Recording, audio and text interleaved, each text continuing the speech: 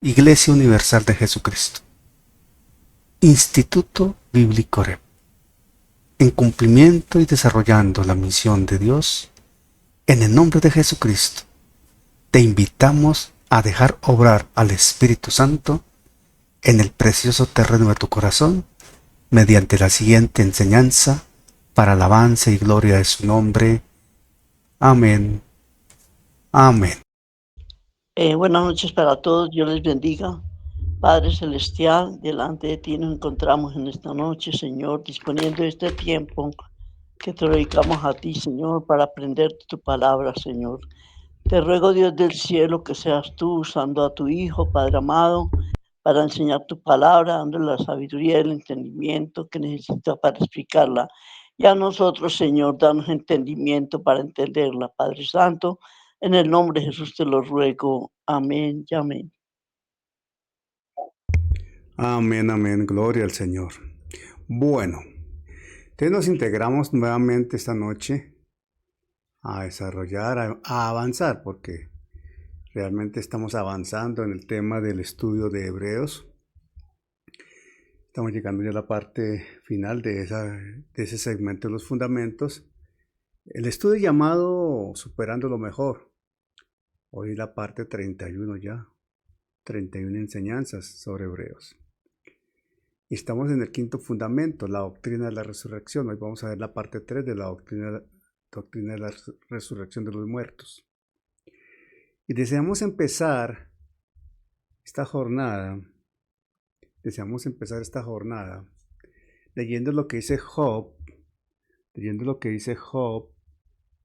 14, 14 y 15. Le voy a pedir el favor a Yubiset que leamos Job 14, 14, 15. Y en lo posible, si todos podemos ir allí a Job 14, 14, 15, sería muy bueno que siguiéramos la lectura. Yubiset, por favor.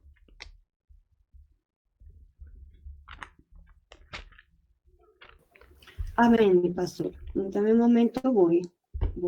Perfecto. Job 14, 14 y 15. Amén. 1960, la versión 1960. ¿Sí, mi pastor? Amén, amén. Amén. Dice la palabra de Dios. En esta noche leemos en el nombre del Padre, del Hijo y del Espíritu Santo de Dios. Dice, si el hombre muriere, volverá a vivir. Todos los días de mi edad esperaré hasta que venga mi liberación. Entonces llamarás y yo te responderé. Tendrás afecto a la anchura de tus manos. Amén. Amén. Si el hombre muriere, volverá a vivir. Tremendo interrogante que plantea Job. Y este interrogante lleva muchos años ahí presente. Recordemos que Job es el primer libro del Antiguo Testamento, el libro más antiguo que se haya escrito de la palabra. Y Job plantea, todos los días de mi edad esperaré, toda mi existencia, toda mi vida esperaré, hasta que venga mi liberación. Cuando dice hasta que venga mi liberación, está planteando la resurrección. Entonces llamarás y yo te responderé. Y está planteando esa liberación, esa resurrección en términos del llamado del Señor, como una manifestación de afecto a la creación hecha por el Señor. Ese mismo pasaje de Job 14, 14, 15, en Nueva Traducción Viviente, dice de esta forma. Job 14, 14, 15.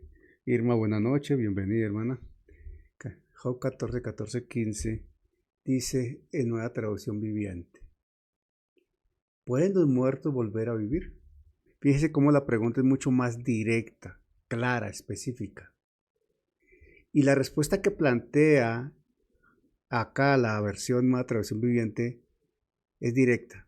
De ser así, esto me daría esperanza durante todos mis años de lucha, o sea, mis años de vida. Y con anhelo esperaría la liberación de la muerte. Liberación de la muerte. Esto es resurrección. Me llamarías y yo te respondería. Y tú me añorarías a mí la obra de tus manos.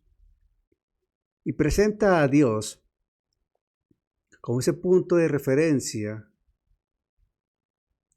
quien le va a llamar, ante lo cual él está expectante. Esto nos hace reflexionar de lo antiquísimo que es esta pregunta para el hombre. Y nos lleva aún, como preámbulo a la reflexión, a mirar desde el instante mismo en que Adán y Eva fueron expulsados del Edén. Desde aquel entonces, estando Adán ya consciente de su separación de Dios, ese interrogante ha resonado a través de los siglos de múltiples formas. Esa sensación de qué pasará después de que moramos. ¿Qué va a suceder? Y fue Job quien lo planteó con voz universal realmente, clamando en nombre de todos los hombres, realmente de todos los tiempos, y hombres que creen en Dios, personas que creen en Dios y confían en su gracia de vida eterna. Porque para plantear los términos que expresa Job, hay que creer en Dios. Hay que tener una esperanza.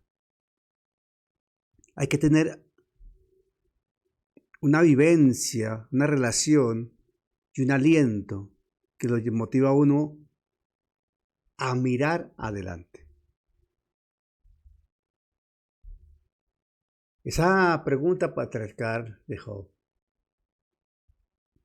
tiene una consolidación muy especial con el apóstol Pablo. Muchos años después, milenios después, ha pasado mucha historia, mucha agua ha corrido bajo ese puente. Es un desenlace que nos ofrece una respuesta directa e inevitable. Desde Job, lo que plantea el interrogante de Job y la respuesta que él mismo presenta, lo que plantearía después Pablo en 1 Corintios 15, que es todo un tratado sobre la resurrección, es claro, hay esperanza, viviremos por siempre. Es efectiva la resurrección para quien cree en Dios. Y en efecto, desde la antigüedad y entre las cenizas de ese dolor intenso, hablando de Job, se formuló la duda más profunda que inquieta el corazón humano. Tal vez nosotros hayamos escuchado de alguna manera esa inquietud en personas, aún creyentes incluso. Si el hombre muere, ¿volverá a vivir? ¿Qué pasará más allá de la muerte? Y Job carecía de la luz completa del Nuevo Testamento, pero él vislumbró proféticamente una esperanza, una liberación futura. Él entendió que la muerte no podía ser el punto final para alguien que ama a Dios, y esto es muy importante, ver cómo Job ya lo planteaba. La muerte no es un punto final para alguien que ama a Dios, que tiene una relación padre-hijo con Dios. Job entendía de alguna manera, sabía de alguna forma, que el Creador jamás abandonaría en el polvo a la hechura de sus manos, al hombre, a quien él ama. Y Job se consideraba amado por Dios, o sabía que era amado por Dios. Y él anhelaba ese llamado divino y expresaba fe. Fe porque cuando él dice que respondería al llamado de Dios, eso es fe. Y para Job fue una esperanza en medio de un misterio. Pero él lo proclamó, lo reveló. Para nosotros como iglesia, hoy, es una doctrina fundamental. Y no solo una doctrina fundamental, una certeza inquebrantable. Una certeza inquebrantable. En este quinto fundamento de la doctrina de Cristo, en virtud de lo que leemos en Hebreos 6:2, no solo se afirma que el hombre volverá a vivir, no solo eso, se profundiza en la gloriosa naturaleza de esa nueva vida realmente, porque tiene unas connotaciones especiales. Por ello hoy, para ampliar esa inquietud de Job en una respuesta mucho más específica, tomando como referencia la Escritura, daremos un viajecito muy especial, un salto en el tiempo, desde esa expectativa del Antiguo Testamento que Job plantea, hasta lo que Pablo señala en 1 Corintios 15. Entonces los invito a que vayamos a 1 Corintios 15, porque allí en ese pasaje, en ese capítulo de 1 Corintios 15, el apóstol Pablo no solo confirma la resurrección, no solo la confirma, sino que nos revela el misterio de la transformación a cuerpos gloriosos. Él plantea cómo lo corruptible se viste de incorrupción. El apóstol señala cómo la semilla sembrada en debilidad florece en poder. Pablo es claro cuando dice cómo nuestro cuerpo natural está destinado a ser transformado, transfigurado en un cuerpo espiritual, con un diseño divino para la gloria eterna. Es lo que Pablo plantea. Y eso es lo que la resurrección señala cuando leemos en Hebreos 6:2 lo siguiente. Hebreos 6:2. De la doctrina de bautismos, de la imposición de manos, de la resurrección de los muertos y del juicio eterno. Y estamos ahí en la resurrección de los muertos. Entonces, hay que ver esa naturaleza del cuerpo en su resurrección de acuerdo a 1 Corintios 15, porque hacia eso nos direcciona lo que estamos leyendo en Hebreos. Hacia eso nos direcciona el comprender que lo que se plantea en Hebreos 6:2 son fundamentos, siendo rudimentos como la Escritura lo señala, pero son esenciales para nosotros comprenderlos, asimilarlos y tenerlos presentes como una expectativa, una esperanza viva, que finalmente es lo que señala la misma palabra. Ahí en el capítulo 15 de 1 Corintios, el lector encuentra todo un tratado teológico, extenso, son 58 versículos con una profundidad impresionante explicando la resurrección. Pero Pablo tiene una particularidad acá. Si ustedes observan el capítulo 15 de 1 Corintios, Pablo introduce el capítulo presentando la más profunda definición de lo que es el Evangelio. Ahí está claramente establecida la definición de lo que es el Evangelio. Y dice, además os declaro, hermanos, e indiscutible le está hablando a la iglesia. Porque el tema de la resurrección no lo puede tratar sino la iglesia realmente. Hay que estar en el Espíritu para entenderlo, asumirlo, digerirlo, disfrutarlo y poder vivir esa expectativa santa, esa esperanza viva de que vamos a resucitar un día. El evangelio que os he predicado, el cual también recibisteis, en el cual también perseveráis. Por el cual asimismo, mire cómo lo va planteando Pablo, y esto para mí es importante presentar esta introducción. Por el cual asimismo, si retenéis la palabra que os he predicado, sois salvos, si no creísteis en vano. Cuando habla de sois salvos, necesariamente incluye la resurrección. Necesariamente. Porque nosotros no podemos concebir salvación sin resurrección. Porque primeramente os he enseñado lo que asimismo recibí, que Cristo murió por nuestros pecados conforme a las Escrituras. Y empieza a desarrollar Pablo la definición del Evangelio, pero plantea el origen de lo que recibió como revelación, las Escrituras, conforme a las Escrituras. Y que fue sepultado y que resucitó al tercer día, conforme a las Escrituras, hablando de Jesús. Y que apareció a Cefas y después a los 12, después apareció a más de 500 hermanos a la vez, de los cuales muchos viven aún y otros ya duermen. Después apareció a Jacobo, después a todos los apóstoles y al último de todos, como a un abortivo, me apareció a mí, hablando de Jesús. Y Pablo enfatiza ahí el Evangelio. Lo está planteando según la Escritura. Y está dejando el núcleo del Evangelio, muerte y resurrección de Jesús. Por eso hay salvación.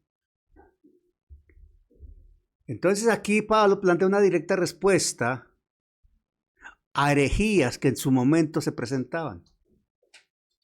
La gnóstica, epicúrea, que negaban la resurrección corporal. Y cuando se niega la resurrección corporal, entonces hay que entrar a argumentar bíblicamente que la resurrección es un hecho consumado en el plan divino. Y Pablo plantea analogías para hablar de ello, para hacernos entender la resurrección. Jesús, el maestro de maestros, usó el entorno que el hombre habitualmente posee. Y uno de ellos es la naturaleza y otros sus actividades agropecuarias, agrícolas. Y para aquel pueblo era normal que se hablara de una semilla, de sembrar. Sabían eso. Para nosotros en nuestra cultura es normal hablar de una semilla que se siembra, nace y sale un fruto, lo que sea, aunque nunca hayamos visto una semilla, aunque nunca hayamos sembrado algo. Lo sabemos por cultura general. Y cuando habla de la analogía de la semilla, hay un principio de continuidad y discontinuidad. Y si vamos al verso 36 y 38, 1 Corintios 15, versos 36 y 38, vemos acá un principio bien definido. Versos 36 y 38 de 1 Corintios 15, le pido el favor a Irma que leamos 1 Corintios 15, 36 al 38. Irma. Un momentico, mi paz. Amén.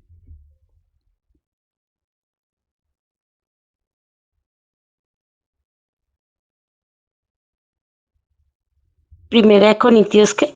15. 1 Corintios 15, 36 al 38.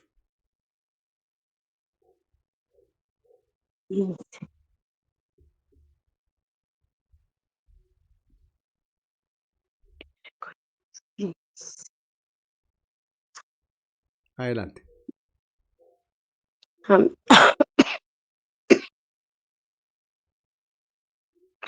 Corintios 15 del 36 al 38. 15, 36 al 38. Sí, 36 al 38. Es que aquí me equivoco. 36 al 38. Amén. Amén. En el nombre del Padre, del Hijo y con la presencia del Espíritu Santo. Necio, lo que tú siembras no se vivificará, sino muere antes. Y lo que siembras no es el cuerpo que ha de salir, sino el grano desnudo, ya sea de trigo o de otro grano. Pero Dios le da el cuerpo como Él quiso, y a cada semilla su propio cuerpo. Amén. Amén. Gracias, Irma, gracias.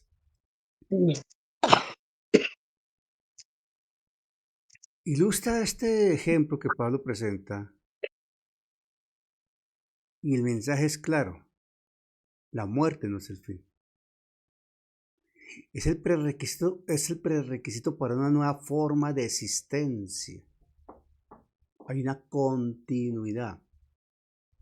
Miren, Cuando Pablo plantea en el 36, en lo que se leyó Irma, es una respuesta a lo que en el 35 señala.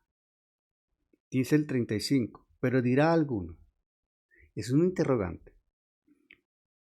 ¿Cómo resucitarán los muertos? ¿Con qué cuerpo vendrán? Y curiosamente, eso es una pregunta que mucha gente le hace a uno cuando trata el tema de la resurrección. Y a uno le preguntan, pero a ver, ¿cómo es eso que resucitarán si el cuerpo se descompone? Esa gente que ha muerto y que llevan tantos años allá que ni huesos ya hay. O si cayó en el mar, ¿cómo van a ser?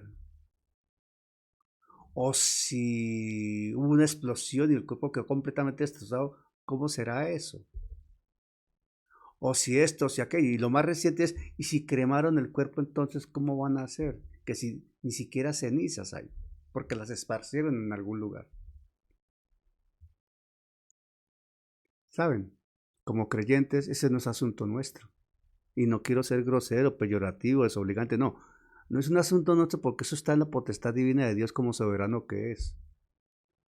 Él es tan poderoso que Él promete resucitar a los muertos y Él los va a resucitar sencillamente. ¿Cómo lo va a hacer? No sabemos, pero lo va a hacer. Y el símil de la continuidad está en el hecho de que el trigo sale del grano de trigo. Hay una continuidad. Si yo siembro una papa, debo esperar papas. Si se siembra el trigo, debo esperar trigo. Si siembro yuca, voy a esperar yucas. Continuidad. Y esto asegura una identidad. Pero hay una discontinuidad en la forma y gloria. La planta es superior a la semilla. La semilla es una sola y muere. Su fruto es la planta. Y esa planta es superior a la semilla. Pero ahí mismo dice, plantea el 36, necio. Miren la calificación incluso que da el apóstol. Lo que tú siembras no se vivifica, sino muere. Antes de dar vida muere el grano. Y lo que siembra no es el cuerpo que ha de salir, sino el grano desnudo, ya sea de trigo o de otro grano. La analogía es tremendamente argumentativa y contundente en lo claro. Pero Dios le da el cuerpo como Él quiso y a cada semilla su propio cuerpo. Dios es soberano.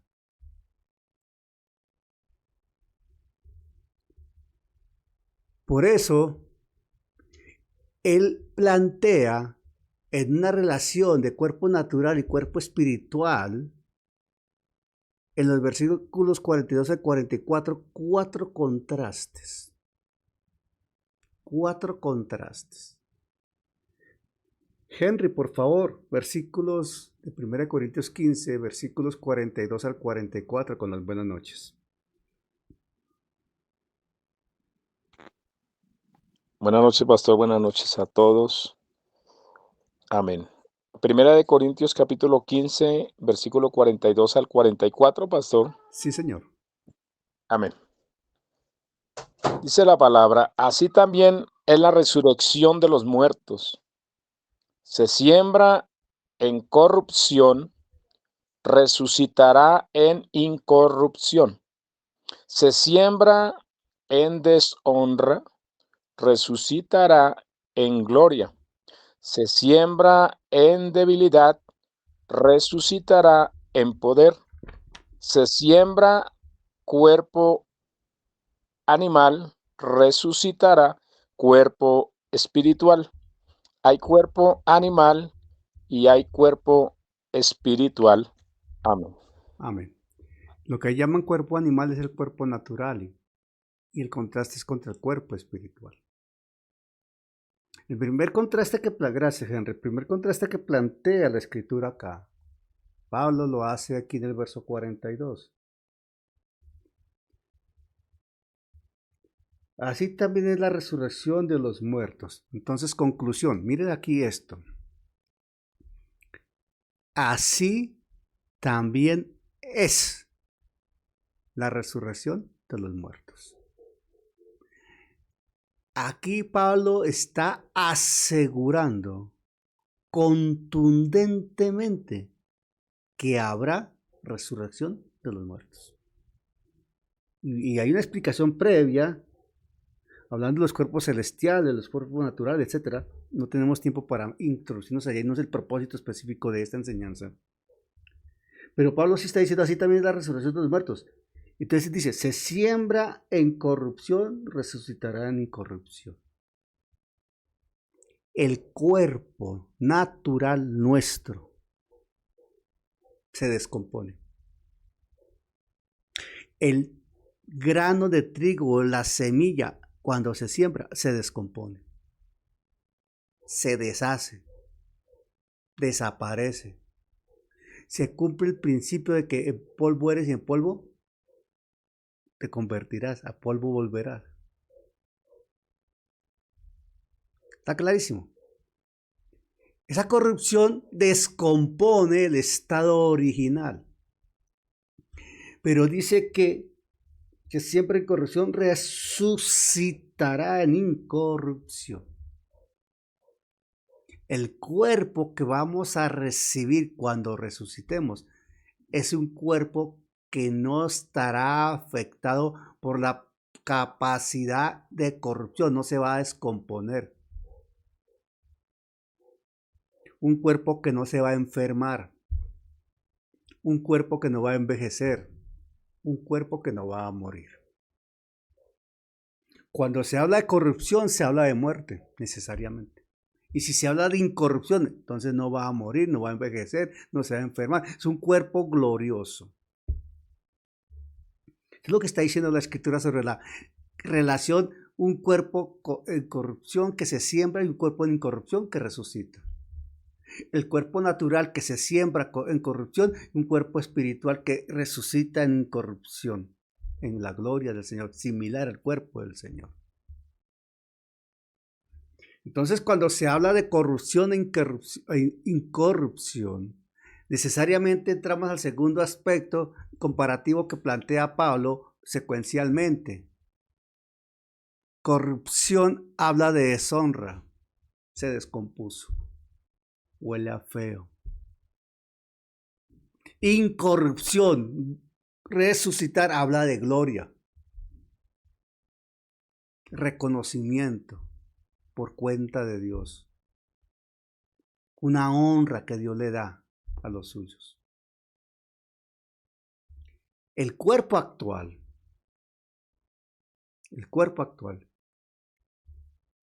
tiene funciones vergonzosas, bajas, por eso se va a descomponer. Es imperfecto por causa del pecado. Por eso se enferma, se va debilitando, etcétera, etcétera. La Escritura lo dice. Este cuerpo, esto externo se va a ir debilitando día a día, pero lo interno se va fortaleciendo día a día. El nuevo cuerpo irradiará la gloria de Dios. Un símil con la transfiguración, porque dice que tendremos el mismo cuerpo del Señor Jesucristo. Y en el monte de la transfiguración Él dejó ver algo de lo que será su gloria. Y ese cuerpo, que es similar al que vamos a recibir, estaba en gloria. Un cuerpo perfecto en el plan de Dios. Como es un cuerpo incorruptible que está en gloria, es un cuerpo en poder. Entonces viene la tercera faceta del comparativo que plantea Pablo. Debilidad versus poder. Se siembra cuerpo animal, resucitará cuerpo espiritual. Hay cuerpo animal y hay cuerpo espiritual. Hay algo de debilidad. El cuerpo actual se fatiga y es frágil. El nuevo cuerpo estará empoderado por el dinamis del Espíritu Santo. no es dinamita, es capacidad para manifestarse en la gloria de Dios. Capacidad ilimitada para servir a Dios sin cansancio. Para adorar sin fatiga. Para alabar permanentemente. Para eso vamos a recibir un cuerpo con poder, incorruptible. Un cuerpo realmente glorioso por la obra del Espíritu Santo. Pablo es claro, del cuerpo natural al cuerpo espiritual. Y aquí hay algo crítico.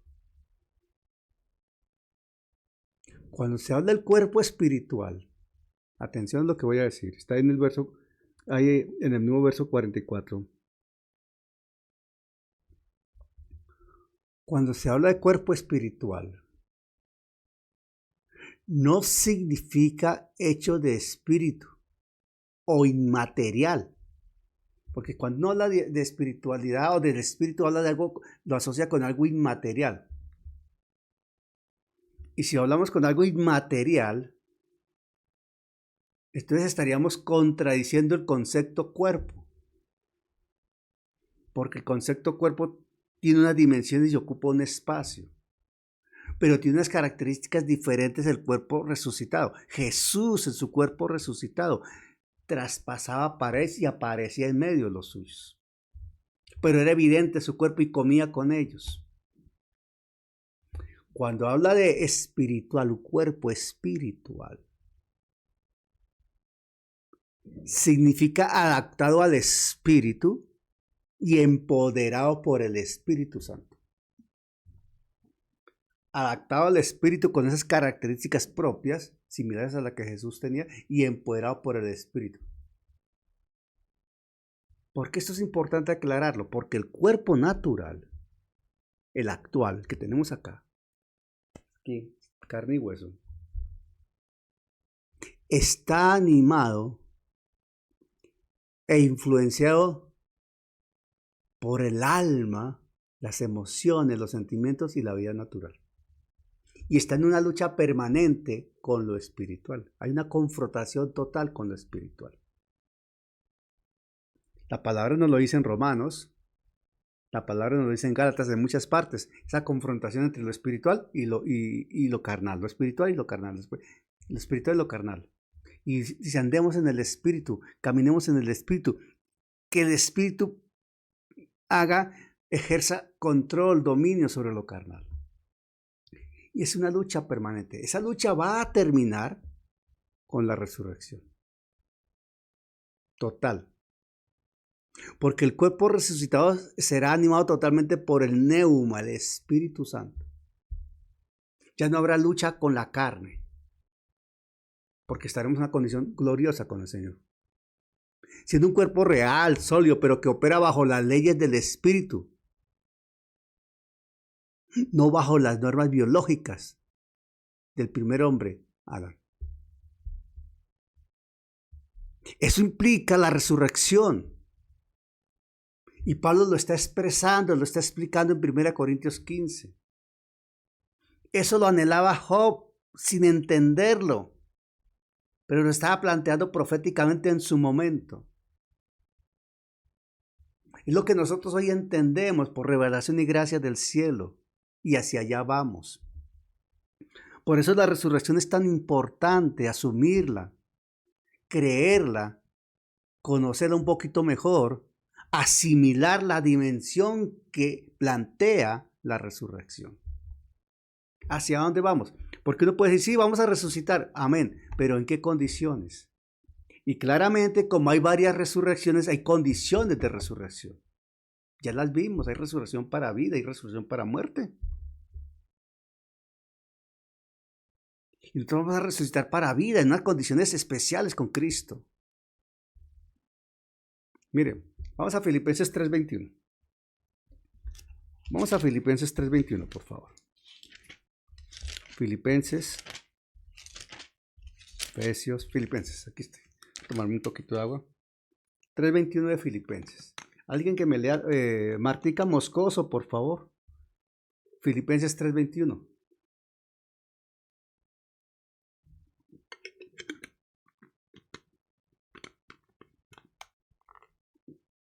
¿Me escuchaste, Marta? Marta Moscoso desde Mosquera. Señor, Por favor, Filipenses 3:21, Martica. Gracias. Con las buenas noches. Dios le bendiga, pastor. Amén, hermano. Dame un segundo.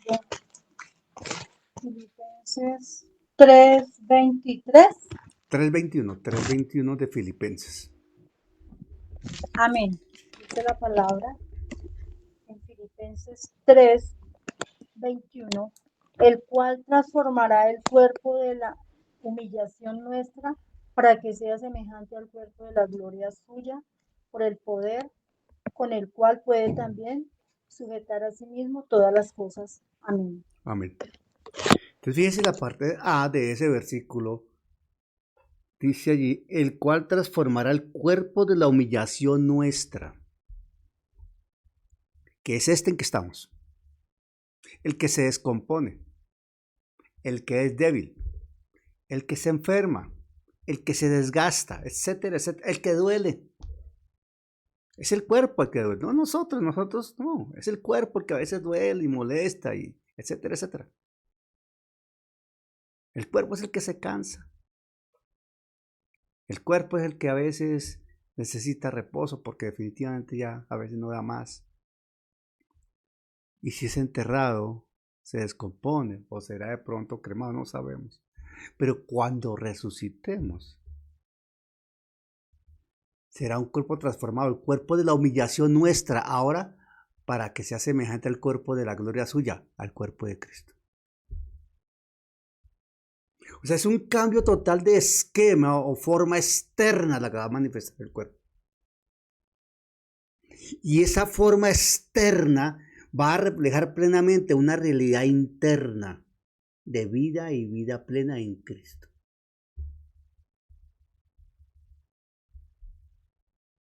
Para las personas que sean arrebatadas vivas, como lo señala la Escritura en el momento de que suene la trompeta del arrebatamiento, el cambio será instantáneo, en un abrir y cerrar de ojos. En un abrir y cerrar de ojos. El cuerpo estará transformado, revestido de esa mortalidad será transformada en una inmortalidad, sin pasar por la muerte. Para quienes estén o estemos vivos al momento de sonar la trompeta. Eso dice 1 Corintios 15:51. Mercedes, por favor. Mercedes Garzón, gracias. 1 Corintios 15:51. Pues buenas noches, Mercedes. Muy buena noche, mi hermanito. Estoy un poquito lejos de la palabra, entonces no alcanzo a llegar. Tranquila. Yo te apoyo. Joyce, ahí está Joyce. 1 Corintios 15:51, Joyce Smith. Gracias, Mercedes.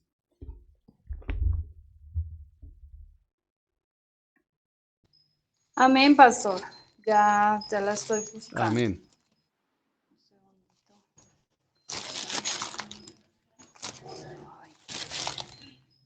Lo tengo acá en el celular porque estoy fuera un poquito, pero ya. Perfecto. 1 Corintios 15. Sí, 51.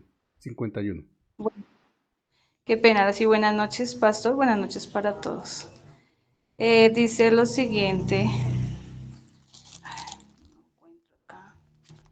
Ay, Dios mío, se me perdió. Dame un segundito. Pero ahí está, seguro que ahí está. Sí, estaba mirando mal. Dice así: con la bendición del Padre, del Hijo y del Espíritu Santo. He aquí, os digo un misterio, no todos dormiremos, pero todos seremos transformados. Amén. Amén. Lo sabemos, de memoria lo podemos expresar. Hemos escuchado muchas enseñanzas al respecto. Son de esos versículos que uno desde que llega al Evangelio se lo van diciendo, se lo van diciendo, se lo van diciendo y lo tiene uno ahí puesto en la mente y en el corazón. Amén.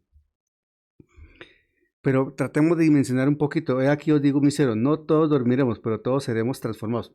En un momento, verso 52, en un abrir y cerrar de ojos. En un abrir y cerrar de ojos. O sea, nos demoraremos en ser transformados lo que demoramos en parpadear. ¿Cómo se logra esto en esa resurrección? ¿Qué está planteando Pablo con ello? La clarísima intervención del poder que resucitó a Jesucristo, la manifestación de Dios por obra del Espíritu Santo. Por eso es importante ver cómo el Espíritu Santo interviene acá. Y nosotros sabemos que hay una conexión directa entre la resurrección y la manifestación del Espíritu Santo. Para la resurrección debe evidenciarse la intervención del Espíritu Santo. Esto quiere decir que la experiencia presente del Espíritu Santo de alguna manera ya nos está proyectando hacia la resurrección. Me explico. Efesios 1, 13, 14. Vamos a Efesios otra vez. Efesios 1, 13 y 14. Efesios 1, 13 y 14 dice así.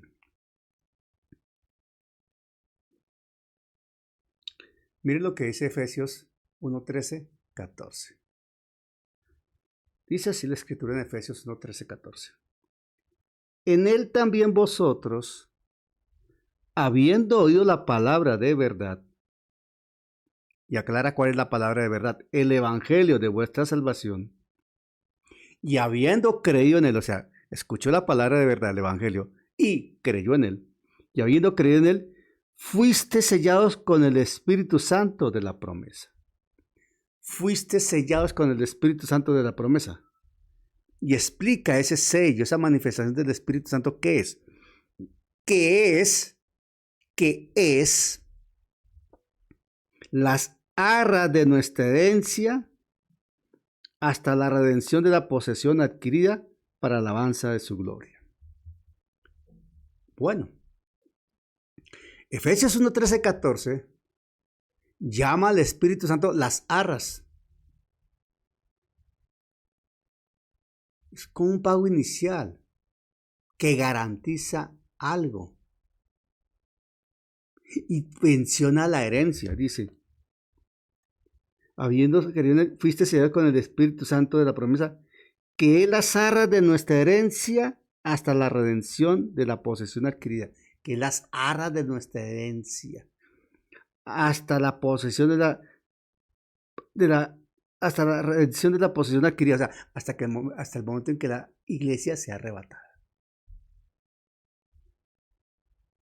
Si la herencia completa que nosotros vamos a recibir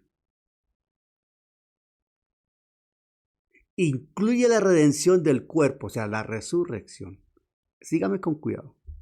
Mire la reflexión y el proceso de la lógica que aquí aplica Pablo para enseñarnos. Si la herencia completa incluye la redención del cuerpo, esto es la resurrección,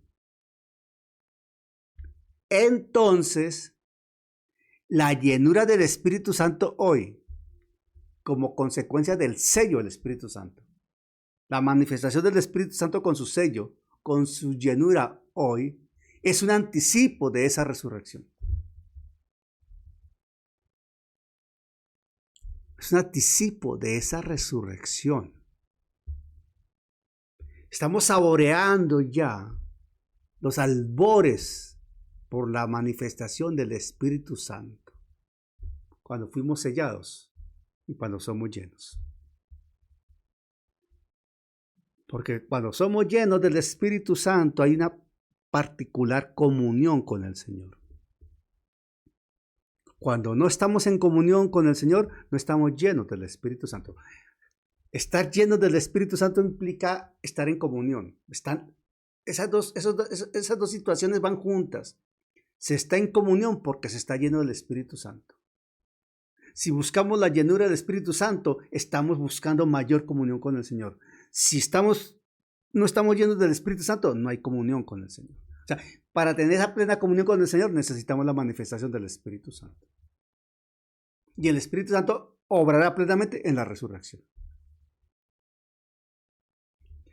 Las manifestaciones de sanidad por obra del Espíritu Santo también es un anticipo, una manifestación de lo que va a ser la resurrección. Porque cuando el Espíritu Santo interviene y sana a alguien por la voluntad de Dios, le está diciendo que así como obra en este momento para una sanidad temporal aquí en la tierra, cuando resucite tendrá un cuerpo que no necesitará intervención para sanidad, será un cuerpo sano de por sí. Miren lo que dice Romanos 8:11. Aleluya. Romanos 8:11. Romanos 8:11 dice así Romanos 8:11. Dice la escritura así, voy a leerlo acá. Sigan con cuidado la lectura de Romanos 8:11. Y si el espíritu de aquel que levantó de los muertos a Jesús, mire el condicional que está expresado ahí en Reina Valera del 60. Y si el espíritu, y ese espíritu está con mayúscula. Y si el espíritu de aquel que levantó de los muertos a Jesús mora en vosotros. O sea, si naciste de nuevo, eres hijo de Dios, sellado con el Espíritu Santo, eres templo del Espíritu Santo. Eso es condición. Condición. Dice, si estás en esa condición de haber nacido de nuevo y ser hijo de Dios, el que levantó de los muertos a Cristo Jesús, o sea, el Espíritu Santo, el que levantó de los muertos a Cristo Jesús, vivificará también vuestros cuerpos mortales por su Espíritu que mora en vosotros. O sea, le hará vida a esos cuerpos en la resurrección. Es importante entender esto. Por eso las intervenciones sobrenaturales de Dios con las sanidades divinas son participaciones, manifestaciones anticipadas de lo que va a ser la gloria futura. Y permita a Dios que en cada cuerpo de los que están aquí escuchando se glorifique el Espíritu Santo y glorifique a Cristo para que se vea el poder del cielo, cómo sana y cómo proyecta lo que va a ser la resurrección. Esos milagros que el Señor hace son como pasabocas. A uno le dan los pasabocas en las recepciones, en los cócteles, antes de servir el plato fuerte. Lo van preparando. Esas manifestaciones de sanidad, esa llenura del Espíritu Santo, son anticipos para que vayamos saboreando lo que va a ser la resurrección en cuerpos gloriosos.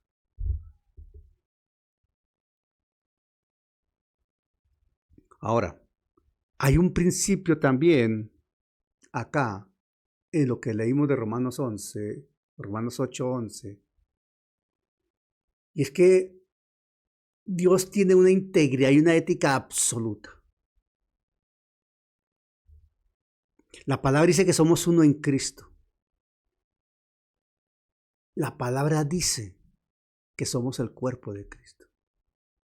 Por eso garantiza la Escritura que el mismo poder que levantó a Jesús nos capacita ahora para andar en novedad de vida, y ese mismo poder nos va a resucitar un día. Porque Dios es ético e integral, no deja a media su trabajo. Es impresionante lo que sucede aquí. Miren lo que dice Romanos 6:4. Vamos otra vez a Romanos. Romanos 6:4. Romanos 6:4. Miren lo que dice Romanos 6:4. Porque somos sepultados juntamente con Él para muerte por el bautismo. El símil de la identidad de la cabeza y el cuerpo. Viven las mismas experiencias. Porque somos sepultados juntamente con Él para muerte por el bautismo, a fin de que como Cristo resucitó de los muertos para la gloria del Padre, así también nosotros andemos en vida nueva. Resucitaremos.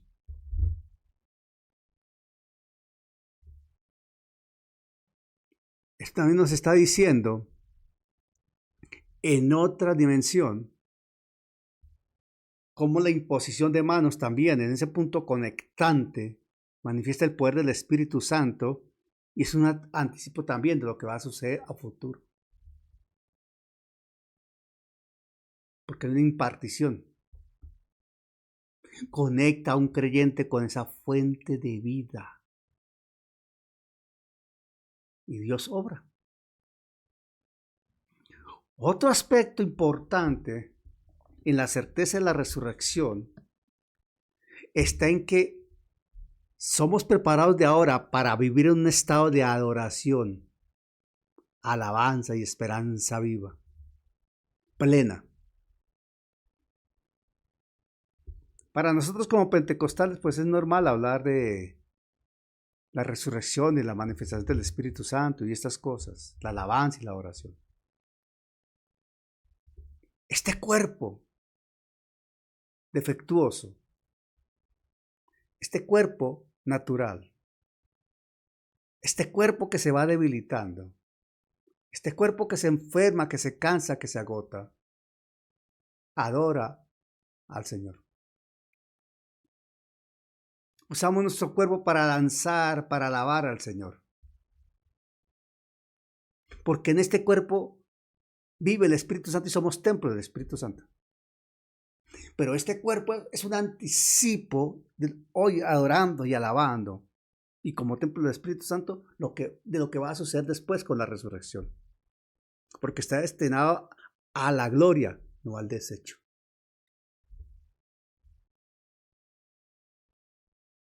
No al desecho. El Señor transformará a unos y a otros resucitará.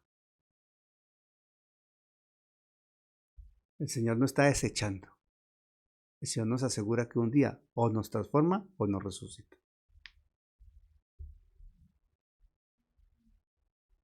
Por eso hablar de resurrección como esa esperanza viva, esa certeza, se debe evidenciar, se debe traducir en la práctica, en una vida de santidad, en una vida radical de santidad, distanciamiento del mundo. Porque la palabra dice que todo aquel que tiene esta esperanza en él se purifica a sí mismo. Eso lo dice 1 Juan 3:3. Lo que estamos diciendo, hermano, que la resurrección es una promesa cierta, porque ejemplo ya dio Dios de que así es. La Escritura nos señala con claridad eventos de resurrección para personas que después terminarían muriendo. Sabemos contemporáneamente que para estas épocas el Señor sigue obrando y hay testimonios de resurrección, pero son personas que terminarán muriendo. Pero Jesucristo es el testimonio absoluto de la perfecta resurrección para vida eterna, como cabeza. Y si la cabeza resucitó para vida eterna, el cuerpo ha de resucitar para vida eterna. Es un principio lógico. De ahí que nosotros debemos estar preparados para hacer esa apologética, esa defensa de esa doctrina, de esos principios, de esos fundamentos de fe, como la resurrección. Para evitar errores, porque se suele dar errores en muchas partes. Por ejemplo, en 2 Timoteo 2, 17 y 18 está la herejía de Himeneo y Fileto. Y ellos afirmaban que la resurrección ya se efectuó. Y hay algunas personas con una interpretación bíblica, se les dice se les llama como, se les refiere como el preterismo, hacia pretérito pasado, ¿no? Preterismo total. Y ellos enseñan que la resurrección ocurrió espiritualmente en el año 70 después de Cristo. Y si eso fuera así, entonces estaría contradiciendo los mismos términos de la palabra. la tumba vacía, la redención corporal, todo lo que hemos dicho.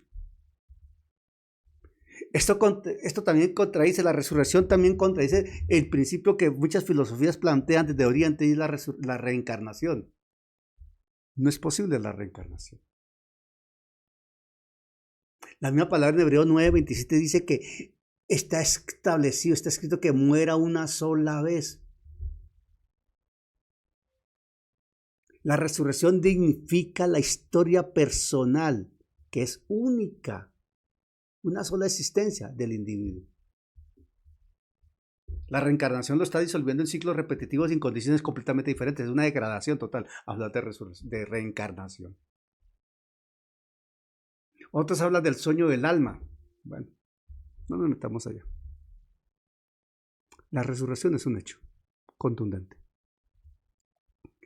Terminamos con unas conclusiones que son necesarias plantear. A. La resurrección de Jesucristo es el hecho histórico y teológico absoluto que garantiza nuestra propia resurrección. Contundente. Lo repito, la resurrección de Jesucristo es un hecho histórico y teológico absoluto que garantiza nuestra propia resurrección. Y volvemos a ponerlo en el contexto de la lógica. Si la cabeza resucitó, es porque el cuerpo resucita. La cabeza no puede estar viva y el cuerpo muerto. No, eso no es así.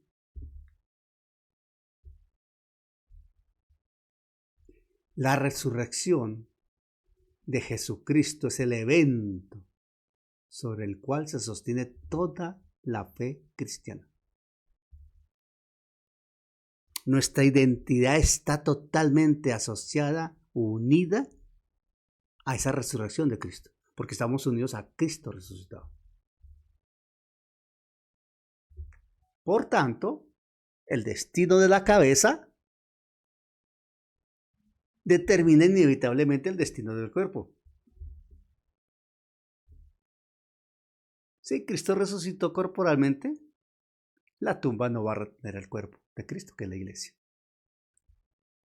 Resucitaremos y estaremos con el Señor. Otro evento, o B, es que la resurrección corporal será una transformación gloriosa, pasando de lo natural incorruptible a lo espiritual e incorruptible, inevitable. Una continuidad de identidad. Pero discontinuidad en la condición, la calidad del cuerpo, si lo podemos poner en esos términos. Quien resucita es el mismo que murió, continuidad. Pero como resucita con un cuerpo diferente y una discontinuidad, es un cuerpo completamente diferente. ¿O porque ha obrado el poder de Dios? Porque ha dejado de ser un cuerpo animal, natural, de vida biológica y sujeto a la ley de la entropía para ser un cuerpo espiritual. Totalmente espiritual. Impulsado, empoderado por el Espíritu Santo. Inmortal, poderoso, glorioso, diseñado para la eternidad. Diseñado para la eternidad.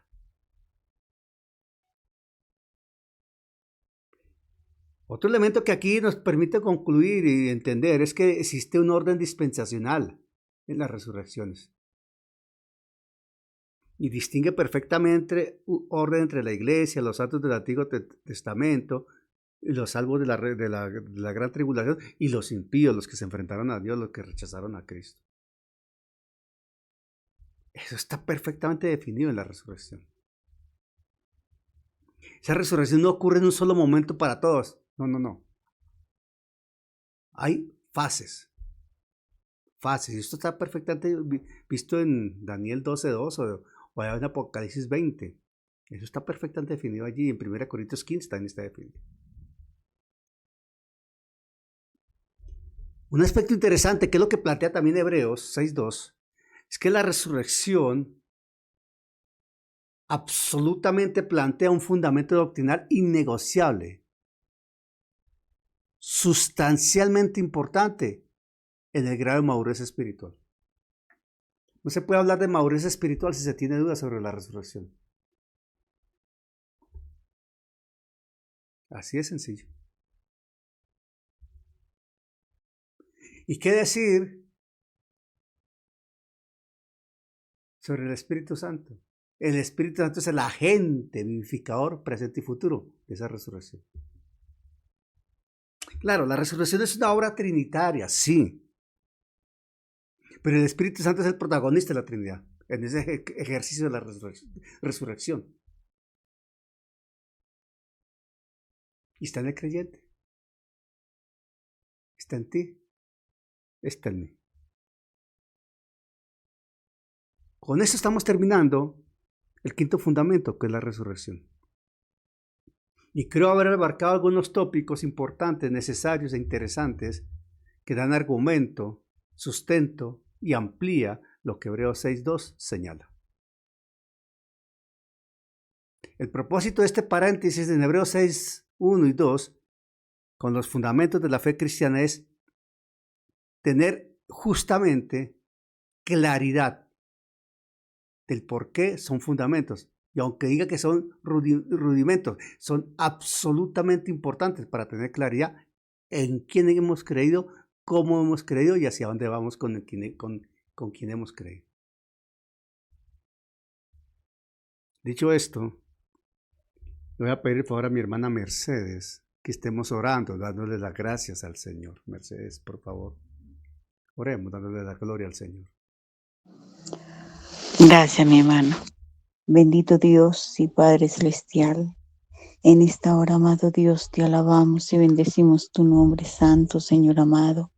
Bendito Dios por concedernos, Dios del cielo, esta oportunidad tan hermosa de poder, Dios mío, entender de tu palabra, Señor, de poder entender ese milagro tan grande, amado Dios, ese premio tan grande de la resurrección, bendito Redentor. Muchas gracias, Padre bueno. Gracias, Señor Jesucristo. Gracias, bendito Espíritu de Dios. Muchas gracias. Gracias, mi Señor. Muchas gracias, Señor. Bendice en esta noche todos mis hermanos que están conectados, amado Dios. Bendice los pastores, amado Dios. Bendícelos, Señor amado, grandemente. Y Señor, muchísimas gracias. Gracias, Padre mío. Ayúdanos cada día, amado Dios, para poderte adorar con todo, Señor amado, con todo nuestro ser, bendito Dios. En el nombre de Jesús. Amén y amén. Gracias, Amén. mi hermano. Amén, Mercedes, gracias. Que el Señor les bendiga, mis hermanos. Y si el Señor lo permite y está en su plan perfecto, en 8 días nos encontramos para alabanza de su gracia y gloria a su nombre. Amén. Gracias por dejarte moldear por la preciosa mano del Señor, por la obra del Espíritu Santo. Gracias por recibir la semilla viva en tu corazón. Te esperamos en una próxima ocasión. Que el Señor te bendiga en gran manera.